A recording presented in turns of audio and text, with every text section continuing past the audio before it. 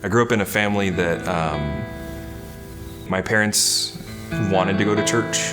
Neither one of my parents had really gone. So we started going because I was born, and my parents wanted me to have religion. I went because I was told to. I didn't go because I wanted to. I was always getting trouble at school, and a lot of the teachers were afraid of me. But I always had this one teacher. She saw there was good in me, even though I was angry and depressed all the time. She was my one advocate that I needed in that time. In middle school, I felt alone. I felt like nobody cared about me and that my life didn't matter. So I tried to commit suicide. And my dad walked in on me and saved me. I was in a mental institution for a week or two. And after I got out of the mental institution, I was on so many medications that I didn't know who I was. And so I basically dropped out of school in a way. And the one teacher that had always stuck up with me through elementary, with her help and the help of my band teacher, I went back to school, I repeated the grade, and I was able to graduate from high school. And without those two, I wouldn't be here today.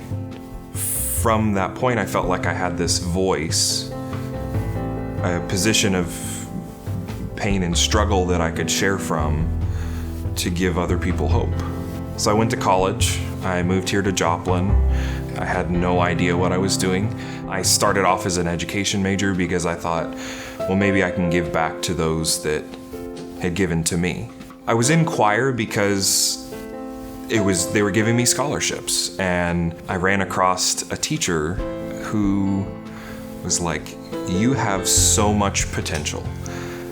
And through a process of several months, I started taking lessons with this individual. I fell in love with opera music. And I'm the type of person where as soon as I find something that I want to do, I put 100% of myself into it, and nothing else matters. And so I felt the only thing in my life that I was good at was opera. All I can do is this one thing. I was getting ready for grad school auditions, and all 4 schools that I auditioned for were like, nope, you're not ready. And I didn't realize until about 6 months ago that he knocked me on my butt for a reason. He wanted me to realize there's more to me than just opera music. When schools didn't work out, I started working at a middle school here in town. I realized how much of a voice I had outside of music, how just being there for the kids when they needed somebody's shoulder to cry on, or when one of my kids' moms passed away. He didn't go to another teacher, he came to me. So I was the voice of comfort for him.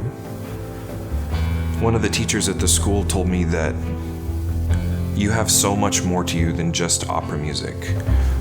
Why don't you try something new?